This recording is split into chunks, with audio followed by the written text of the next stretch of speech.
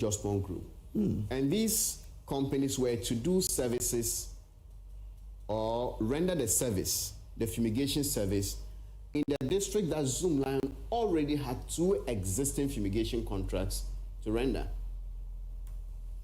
So, because from what you explained earlier, there are 3. Yes.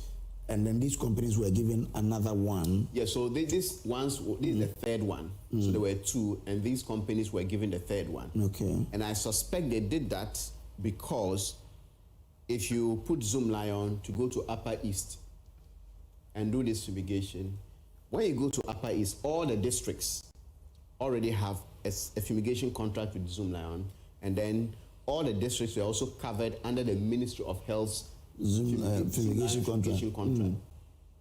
So it made sense to say Upper East West. Did you have anybody telling you why those were done? Why, in the presence of 2 fumigation contracts, the country gave another fumigation contract to another company? And trust me, these places, when we went, nobody said they saw Zoomlion or any of those companies delivering a service. So they didn't do it. The police went around, and all the places, the assemblies where they were supposed to work, said they didn't know about this contract. They didn't see Zoomlion coming to do the work. They went to the Ministry of Local Government, and then the Ministry of Local Government couldn't produce evidence that anybody saw them doing the work. They asked Zoomlion whether they were supervised by anybody. Anybody saw them doing this kind of work that the contract mandated them to do. The response through Zoomlion's lawyer was that the contract didn't mandate them to be supervised by anybody. Eesh.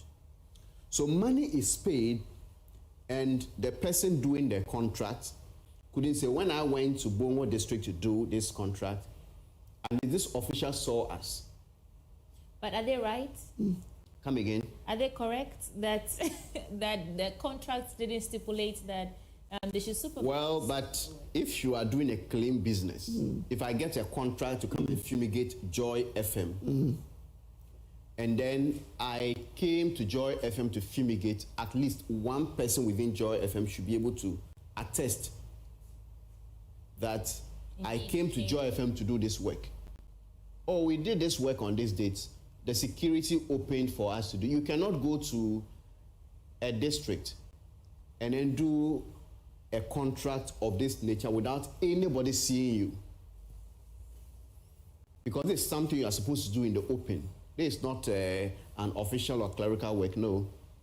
This is supposed to be a large-scale thing. So they were to fumigate where? Markets, gutters, or where? Yes, markets, gutters, and public spaces, toilets and all. So people should see them do it. People should see them do it. Aside the assembly, what about residents? Did anybody confirm? Nobody. The police actually went around because I did my investigation. It is in the report. Robbing the Assemblies Part 2. It is on YouTube. Anybody can watch. Has Zoomlion directly responded to any of these claims? Because this work didn't start today. Any of these claims, Zoomlion responds? The waste bins, they claim that the government wasn't paying them up front. That is why the price was, what they quoted higher to the purchase. government. Yeah. Some form of higher purchase then, right? Well, all government contracts are such that you deliver, you raise invoice and you are paid. And then the contract was for 2017. The chief of staff at the time had written to the Minister for Finance to make provision in that budget to pay for the contract. But granted that you are even not paid upfront, and you are selling something less than 90 less than one cedi. Less than one cedi, yeah. So even if the government is going to delay, maybe double it, sell it for, let's say, 2 cedis or 3 cedis. Okay, that would be like 300% increment or 200% increment. But you're selling it for 70 cedis a piece. So something that is $200,000, you are selling, you are invoicing it to the government for $14 million. And we are telling the excuses that, well, the government is not paying upfront. We know no government pays everything upfront. You deliver and then you are paid. So granted that you are even going to put something on it, $200,000 contract, it will be fine if you make it 300,000 because what the government will delay, or 400,000. Let's say double it to $400,000. But this one is not 400,000, it's not 500, it's not even $1 million, $40 million. So these are the justifications, some of the justifications the company gave. When we did our report here on Joy, they issued a press release actually confirming the issues and giving this explanation and giving us a 7-day ultimatum to go to retract and apologize, or they will sue. So the management came to me and I said, well, we are prepared to meet them in court. They never sued. They sued me for saying that they were corrupt. And a former chief of staff and a minister of state said they could get Zoomlion to get the case. I said no. I was prepared to go to court with them. We filed our defense, they ran away. So these things I'm saying, I am prepared to defend everything in court. There are documents to back them. And I believe that some state officials, government officials, are compromised. Otherwise, you won't sit down and sign some of these contracts. And I've been running this for 12 years, and it is only now that someone is beginning to realize that these workers are being cheated. This next year will be 20 years since this contract started. And when they started, the very first contract says, pay 350 cedis. Zoomlion should take 300 and then the worker should take 50 cedis.